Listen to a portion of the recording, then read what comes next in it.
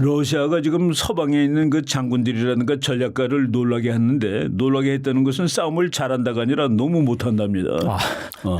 그 전쟁 시작했을 때 네. 미국 사람들이 우크라이나가 2달 버틸 거냐 1달 버틸 거냐 2주일도 못 버텨 다 그렇게 얘기를 했습니다. 정말 다 그렇게 얘기했어요. 다 진짜. 그렇게 얘기했는데 네네. 미국의 그 웬만한 장군들이 다 그렇게 얘기했거든요. 근데 지금 4년을 싸우고 있는 것을 보고 야. 그래서 그 미국 그 장군 중에서 그 21세기 전쟁이라는 책을 쓴 사람이 있는데 거기에 그 우크라이나 전쟁을 분석하면서 뭐라고 썼냐면은 나는 오늘 2020년대에 그 1차 대전, 2차 대전과 같은 모습의 전쟁을 또다시 볼 줄은 몰랐다. 그 러시아가 지금 벌이는 전쟁이 옛날에 2차 대전 수준의 전쟁을 하는 거예요. 맞아요. 네. 그러니까 그 현대 전쟁을 못 하는 겁니다. 이 나라가 무슨 이노베이션을 못해서 그런지 그래가지고 그냥 사람도 무지하게 죽고 100만이 죽는다는 게 말이 됩니까? 야. 현대 전쟁에서. 네. 이번 미국은 40일 동안 13명밖에 안 죽었는데 뭐 13명 밖에 그러면 어폐가 있겠지만은 하여간 인명피해가 너무 극심하고 그리고 6탄 공격합니다. 6탄 돌격. 그게 무슨 옛날에 그 정말 1900년대에 하던 전쟁이지 지금 6탄 돌격을 하는 경우가 어디 있습니까? 그걸 영어로 미트 어솔트라고 그래요. 미트. 그러니까 완전히 사람은 다 고기 덩어리 취급하는 거죠. 그래서 지금 근데 거기에 비해서 놀랍게도 그 우크라이나는 드론도 쓸 수 있고 예, 그래가지고 뭐 이거가 러시아 점령지를 탈환까지 했다는데 탈환이라는 것은 조금 어폐가 있긴 있습니다. 탈환하려면은 육군이 가서 깃발을 꽂아야 됩니다. 그래서 이제 하여간 러시아를 몰아냈다까지는 말이 되겠지만은 예, 이제 정말 완전히 장악하려면은 육군이 들어가야 되는데 육군까지 들어간 것 같지는 않습니다. 어떻게 본다면은 사실 그 트럼프 대통령이 당선되고 나서 러우 전쟁을 빨리 마무리 짓겠다라고 했는데 사실 네네. 이런 전황이 돌아간 거 보니까 우크라이나가 예상보다 잘 싸우니까 사실 트럼프 대통령 입장에서 이걸 그렇게 급하지 않다라고 볼 수도 있겠네요. 예, 놔둬도 되는 거죠. 그러니까 우크라이나가 생각보다 훨씬 잘 싸우고 러시아는 예상보다 훨씬 못 싸우고 그 독일에서 미군 빼라는 사람 그 유명한 학자가 있는데 뭐라고 얘기했냐면은 러시아는 독일을 때릴 만큼 세지 못하고 독일은 러시아한테 당할 만큼 약하지 않다가 답입니다. 그 정도로 러시아가 이제 이번 전쟁을 하면서 망신을 많이 당한 겁니다. 또 전쟁 이후에 러시아에서는 많은 해외 기업들이 철수를 했는데요. 이런 상황에서 최근 러시아 외무차관이 한국 기업의 러시아 복귀를 환영한다. 자, 이런 발언을 했거든요. 러시아가 지금 상황에서 이런 메시지를 내놓는 이유는 무엇일까요? 뭐 러시아가 한국을 꽤 우호적으로 생각하고 있는 것 같습니다. 러시아가 이제 1990년에 망한 다음에 그때 이제 한국하고 거래를 본격적으로 시작을 했고 우리가 이제 북방 정책이라고 그래가지고 그 노태우 대통령 때 뭐 거래를 많이 했고 그때 러시아 학자들이 우리나라에 공부하러 엄청나게 많이 왔습니다. 제가 그때 옛날에 그 연구소에 있을 때 러시아 학자들 뭐 몇 명 대구서 서울 시내 구경도 시켜주고 그런 경험이 있는데 그 사람들이 서울 와서 보고서 감동을 받습니다. 감동을 받는데 그 내가 그 소련의 그 블라고볼린이라는 정치학자고 짜이제프라는 경제학자 두 사람을 한 일주일 데리고 다니면서 서울 시내 구경을 시켜줬는데 자기네말로 이렇게 코딱지만한 나라가 자기보다 훨씬 잘 산다는 사실에 어이가 없다. 우리나라 땅덩어리가 소련의 100분의 1도 안 되는데 그 당시에 200분의 1입니다. 200분의 1 남한은. 200분의 1인데 이 아파트 평수가 한국이 더 넓습니다. 이 개인 평수가 1인당 그 집을 다 짓고 사는데 주거 면적이 훨씬 더 넓다. 주거 면적이 한국이 더 넓어요. 그래서 그 친구들을 이제 데리고 다니면서 얘네들을 어떻게 감동을 줄까 하다가 제가 이제 지금은 그 뷔페집이 있는지 모르겠는데 강남에 있는 그때 아주 이름 유명한 뷔페집을 데리고 갔습니다. 그랬더니 그런 뷔페집을 그 사람들이 못 가본 모양이더라고요. 평생 처음 보는지 이게 어떻게 먹으면 되냐서 네 마음대로 먹으면 된다. 그랬더니 어떻게 마음대로 먹으면 돈은 어떻게 내냐 그래서 돈은 다 냈다 그랬더니만은 그걸 이해를 못 하더라고요. 먹은 만큼 원래 지불해야 되는데 그게 아니라 이제 마음대로 먹을 수 있으니까. 그래서 내가 러시아 친구한테 이게 자본주의의 마술이야 그랬죠. 이게 자본주의의 마술이야 그랬더니 그 소련 학자가 노노 닥터리 This is the beauty of capitalism. 나한테 그렇게 얘기를 하더라고요. 야, 그건 마술이 아니라 이게 자본주의의 아름다움이야. 그 내가 이제 그 친구한테 야, 자본주의가 다 아름답지는 않고 문제도 있다 그랬더니 자기가 그 사회주의에도 좋은 거가 혹시 있지 않냐 그랬더니 그게 있으면 왜 소련이라는 큰 나라가 망하냐. 그러면서 자기는 앞으로 소련이라는 나라를 미국 같은 나라로 바꾸는데 마지막 인생을 바치겠다라고 그런 얘기를 직접 해주더라고요. 그래서 한국 와서 보고 무지하게 감동을 받았습니다. 그리고 소련이 그래서 그 자료 같은 거를 우리한테 왕창 줬습니다. 그러니까 비밀로 돼 있는 사실 더 이상 숨겨야 되는 자료를. 네네. 그래서 그때 우리가 이제 뭐 북침이냐 남침이냐 논쟁이 그때 다 끝나는 겁니다. 소련이 남침하라고 다 무기 주고 지시하고 그런 거 바로 그 무렵에 자료를 다 준 거예요. 그때 내가 보고서 러시아 사람들이 한국에 와서 감동을 받는구나. 많이 왔었습니다 그때. 그 느낌을 받았고 러시아는 한국한테는 좀 우호적인 그런 측면이 있는 것 같아요. 정말 놀라운 일이고요. 인류 전쟁사에서 최초로 있었던 겁니다. 보병 병력을 투입하지 않고 항복을 받아낸 거예요. 대단하네요, 진짜. 사람이 하나도 없었던 겁니다. 그러니까 우크라이나는 왜 이렇게 장난감차처럼 생긴 그런 박스같이 생긴 이 지상 드론이 있잖아요. 네, 그러니까 앞에 바퀴 달려서 지가 알아서 가는 거. 네네네. 거기다가 기관총을 달았더라고요. 총을 다른 거예요, 거기다가. 다소 원초적인 그런 세팅인데, 야 대단하네요. 그게 있다는 거 자체가.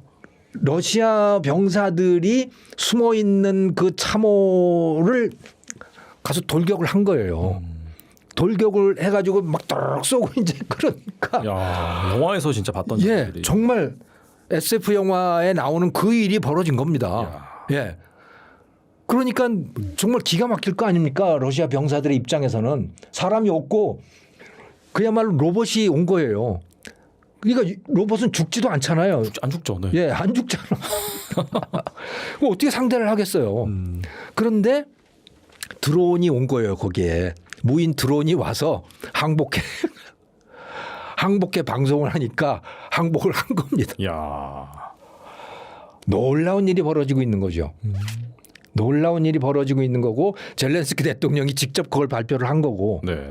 예, 그러니까 러시아의 입장에서는 정말 이거는 기함을 할 일인 겁니다. 이거 앞으로 어떡하지? 그리고 실제로 그러니까 한 달 사이에 뭐 몇백 제곱킬로미터를 탈환을 하고 있더라고요 지금. 네. 그리고 러시아는 한 달마다 매달 35,000명이 죽어가고 있어요. 그 전선에서. 이거 완전히 그냥 그야말로 고기 분쇄기 식의 그런 전쟁을 하고 있는 거예요. 그 제가 생각할 때는 러시아가 패전할 가능성도 높다. 패전이라고 스스로 선언은 안 하겠지만 안 하겠죠. 이제 어쩔 수 없이 휴전을 제안하는 그런 상황이 될지도 모르겠다라는 생각을 하는 거예요. 우크라이나가 얼마나 기세등등하냐면요, 요즘에.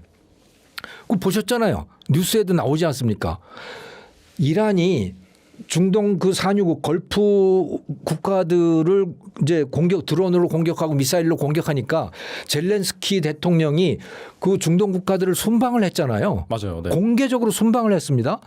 거기서 10년 서로 그 협약을 맺었어요. 그 나라들하고. 뭘로? 요격 드론 제공이에요. 맞아요. 네.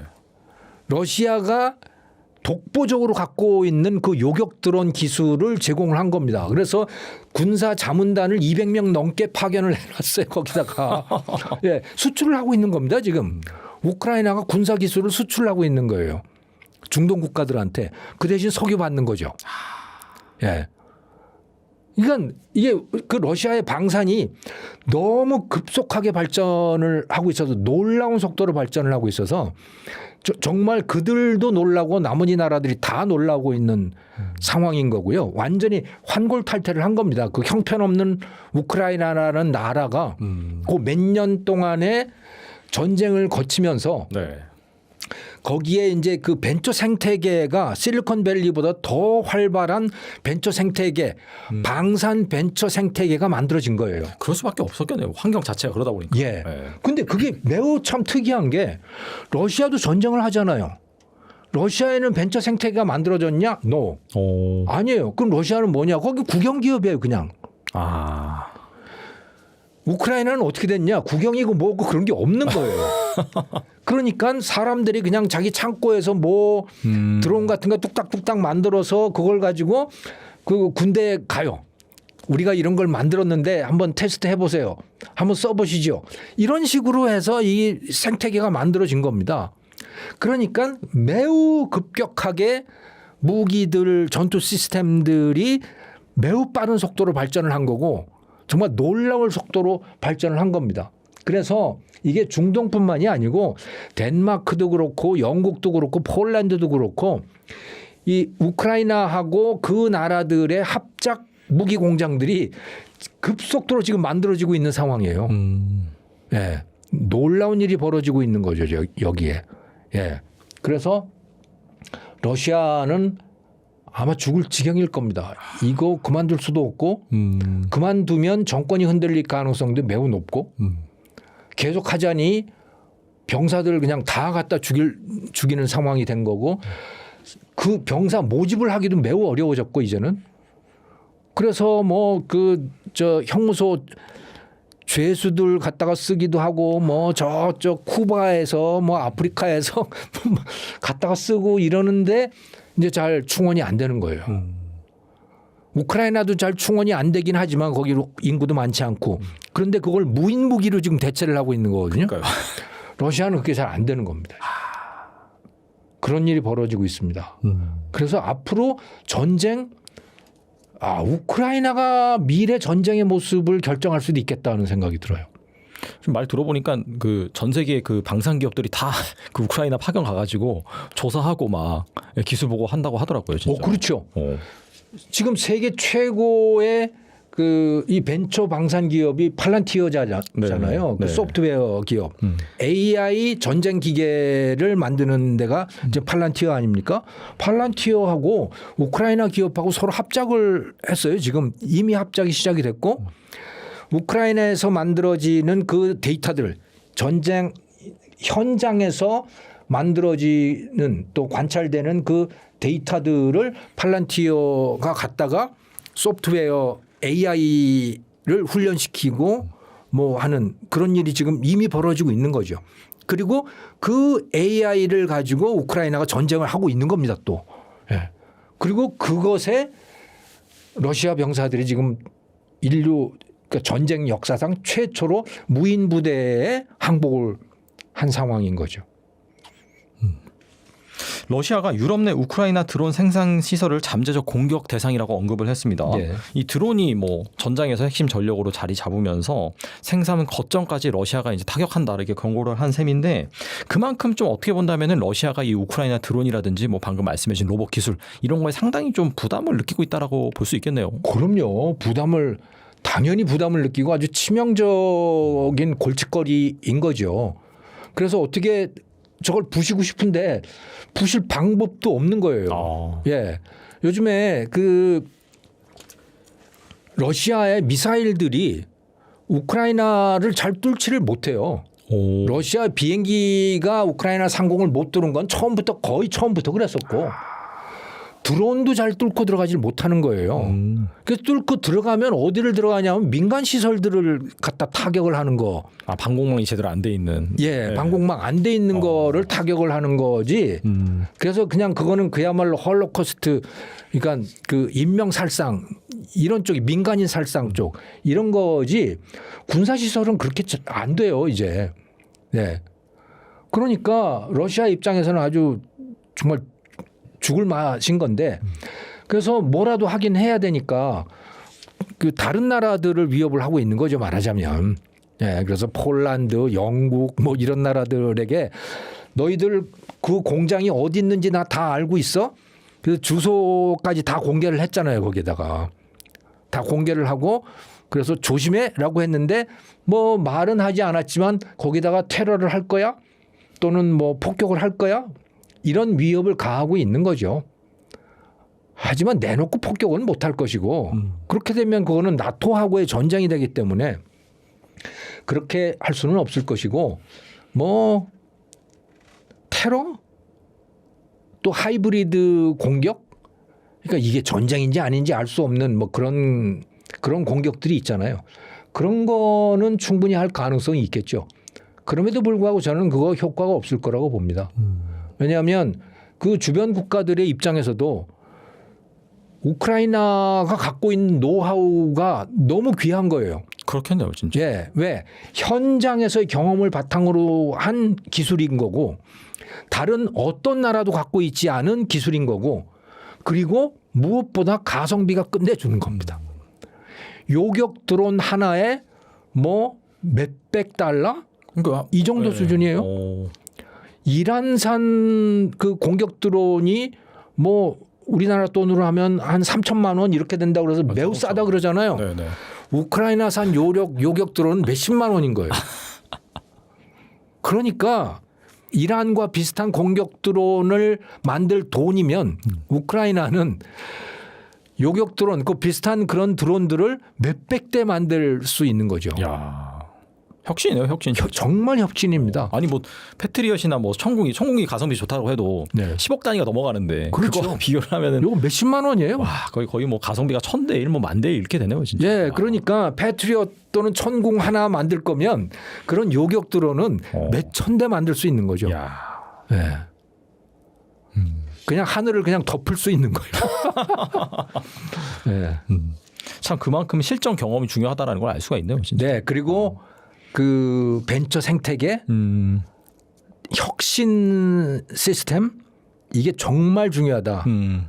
그것을 우크라이나가 보여주고 있는 거고 정말 우크라이나는 놀라운 나라로 변해가고 있는 상황이다. 그냥 부패해 있는 부패 그 자체였던 나라였습니다. 우크라이나는. 정말 형편없는 나라. 1인당 소득 3,000달러 이 정도 수준. 그런데 놀라운 혁신 국가로 바뀌어가고 있는 상황입니다. 지금. 지금 제가 33,000 플러스 이렇게 이야기했는데 한 달 동안 33,000대를 그 드론 요격한다는 거는 정말 역사상 없는 일입니다. 지금 오른쪽에 보면 그 추락하고 있는 샤헤드 드론 제가 열심히 한번 만들어봤는데 시청자 여러분을 위해서 이 정도면 이제 방송 수준인데 아 그러네요, 진짜. 와. 저희 열심히 발표도 좀 노력하고 이렇게 시청자 여러분한테 좀 좋은 자료를 주기 위해서 노력했는데 이거 보니까 결국에는 우크라이나가 단순히 어떤 기업이라든가 과학자 한 명이 대단해서 이게 연구를 한 게 아니라 에코시스템이 발전했다는 표현을 이제 쓰기 시작했어요. 그러니까 방산 혁신에 대해서 혁신적인 제품을 누가 만들면 그게 빨리 사업화되고 실전에 바로 투입되면서 이게 검증이 되고 검증이 안 되면 또 다른 게 나오고 이것이 지금 거의 1년 이상 이렇게 반복되다 보니까 진화가 엄청나게 빨라졌다. 그리고 그 결과가 이 33,000대 넘는 드론을 격추했다. 이 정도 수준이면 사실 미국도 아마 전쟁이 당장 벌어져도 33,000대의 드론을 격추하기 힘들 거예요. 한 달 동안에. 그렇죠. 네. 그 정도 수준이기 때문에 아주 이건 대단하다라고 표현을 할 수 있고 이 생태계라는 건 결국에는 어떤 게 있냐. 이 방어 생태계의 첫 번째 탐지, 전술 통제, 요격 이렇게 세 가지 단계로 나옵니다. 탐지 같은 경우에는 처음에는 일반적인 레이더로는 드론 탐지가 어렵고 미국이 준 장비로도 이게 별로 없었어요. 할 만한 게. 그나마 이제 이스라엘에서 몇 가지 드론 탐지 레이더를 준 건데 그거를 이제 한국도 수입을 똑같이 했거든요. 우크라이나처럼 같은 시기에. 근데 우리나라는 그냥 수입을 해가지고 계속 운영만 하고 우크라이나는 아 이거 마음에 안 드는데 더 좋은 게 있는가 자체적으로 연구를 하다가 방식을 바꿨어요. 레이더에서 이제 시각 탐지, 음향 탐지, 인공지능을 활용한 탐지, 휴대폰을 이용한 탐지. 뭐 제일 유명한 거로는 전봇대에 휴대폰을 꽂아서 휴대폰에 통화를 VoIP를 이게 소리가 나면 들어오는 걸 알아가지고 조기 경고를 한다거나 이런 저가의 아주 성능이 좋은 드론 탐지망들이 날로 발전하고 있다. 그리고 이제 반대로 또 드론을 막아내는 데서 중요한 거는 저기 드론 발사대를 미리 파괴하는 게 중요하거든요. 이것을 이제 전문적인 용어로 시드라고 하는데 이거는 원래 뭐 F-15, F-16 전투기 같은 전투기들이 하는 거예요. 적 방공 미사일을 파괴하는 거. 그런데 적 드론을 파괴하는 것도 우리 편 드론이 가서 이륙하기 전에 드론 저장소라든가 이런 거 공격하는 기술 이것도 많이 발전했다. 물론 러시아도 드론을 엄청나게 발전시키기 때문에 이것도 러시아도 요격 드론이 있어요. 그리고 드론 제머 같은 게 있어가지고 전파 방해 막아내는데 광섬유 드론이라는 게 있어서 전파 방해를 완벽하게 무력화하는 그러니까 약간 연 날리게 한 것처럼 광섬유가 드론으로 이제 조종기랑 연결돼 있어서 이렇게 하는 것들로 효과가 매우 컸다. 그리고 이제 2026년 3월이 2월 대비 이게 그러니까 2월 달에도 많이 격출했는데 이게 한 15,000대 정도 한 달에 격출했다니까 3월 달에 이렇게 늘어난 거는 또 공급망 혁신이라는 게 있었습니다. 산업적으로 측면했을 때 뭐가 있었냐면 우크라이나가 새로 국방장관을 이제 임명했어요. 페도로프라는 사람인데 요격 드론 공급을 대폭 늘리고 새 공군 지휘부를 신설해가지고 이 지휘부가 빠르고 효율적으로 생산하도록 이게 생산 혁신을 일으켰다고 하고 이것 때문에 지금 현재 우크라이나는 전쟁 중인데도 중동에 많이 갔습니다. 누가 갔냐? 드론 기술자들이 갔습니다. 요르단, 카타르, 아랍에미레이트, 사우디아라비아, 쿠웨이트 등이 우크라이나의 이 발전된 드론 방어 기술을 배우기 위해서 드론 전문가 수백 명을 초청해서 지금 이제 이란 드론을 유혹한 방법을 이제 우크라이나한테 지금 전수를 받고 있다고 해요. 그리고 그냥 전수를 공짜로 해주지는 않겠죠. 당연히 받겠죠. 네, 무기를 받거나 돈을 받거나 에너지 지원을 받거나 이래서 이제 우크라이나가 이제 숨통이 튑 상태다 이렇게 이야기를 할 수 있습니다. 이거는 사실 전쟁 중인 나라라고 해서 모두 다 이런 혁신을 가질 수 있는 건 아니거든요. 일단 러시아는 이런 거에 확실히 좀 느립니다. 우크라이나를 뒤쫓아가는 형국이고 그걸 물량으로 버티는 상태인데 우리도 여기에서는 좀 배울 게 있다. 굳이 전쟁이 나지 않더라도 이런 방산에 대한 생태계 혁신 이런 것들은 지금도 충분히 할 수 있기 때문에 좀 많이 연구가 필요한 상황이고 여기에 대해서 제가 또 많이 개인적으로 따로 또 취재를 하고 있습니다. 네. 나중에 그 취재 디테일한 내용을 한번 들어보도록 하겠고요. 네. 또 우크라이나가 이 본토에서 1,500km 떨어진 러시아 페롬시 정유 시설까지 타격하면서 석유 인프라 공격 범위를 넓히고 있습니다. 최근에 보니까 계속해서 이 러시아의 그 기간 시설을 타격을 하더라고요. 효과적인 그런 비대칭 전략을 쓰는 거죠. 러시아의 전쟁 재원을 줄이기 위한 에너지 시설 그 집중 공격인데 이런 장거리 드론 공격이 실제로 이 러시아 경제와 전쟁 수행 능력에 어느 정도 타격을 입힐까요? 결론적으로 이야기를 해서 러시아는 전시 경제로 전환을 했기 때문에 쉽게 생산량이 줄어들지 않지만 러시아 시민들의 삶이 점점 힘들어지고 공장의 가동률도 줄어드는 것이 사실이다. 이렇게 정리할 수 있습니다.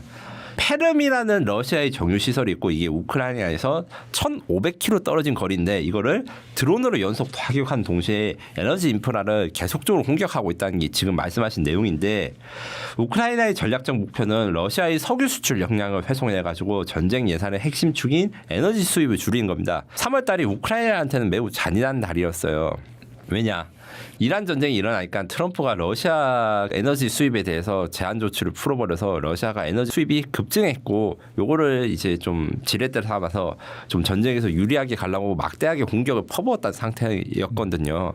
우크라이나 입장에서는 미국이 굉장히 미웠을 건데 그렇겠죠 아무래도. 네. 뭐 어쩔 수는 없는 거고 중동 전쟁 때문에 국제 유가가 이렇게 급등한 상황에서 러시아가 호재를 최대한 활용하지 못하도록 이 정유랑 수출 인프라를 타격한 게 이 작전의 요체입니다. 그래서 흑해 연안에 있는 투합세라는 정유소는 이제 2주 안 되는 기간 동안 우크라이나가 3번이나 공격을 성공해가지고 수출이 완전 중단되고 이제 딴 데로 돌아가서 수출하고 뭐 이런 상황이 계속 일어났다.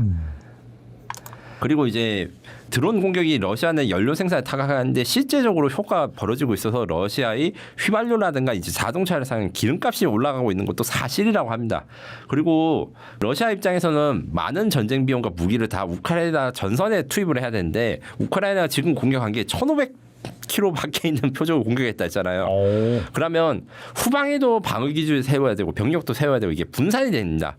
이 분산되는 것이 이제 러시아한테 부담이 생길 수 있고 다만 이제 러시아가 너무 크다 보니까 뭐 옛날 2차 대전 나치 독일이라든가 온갖 뭐 그 나폴레옹 제국도 러시아를 한번 휩쓸었지만 완전히 장악을 못했듯이 이 전략을 일정하게 한계가 존재한다. 그러니까 러시아가 완전히 이걸 포기할 수 없게 만들지만 그렇다 해가지고 안 한 것보다는 한 게 훨씬 더 낫고 특히 전선으로 들어가는 병력을이나 장비를 줄일 수 있다는 거에서 우크라이나가 그래도 더 버틸 수 있다는 희망을 가지고 있다라고 할 수 있습니다.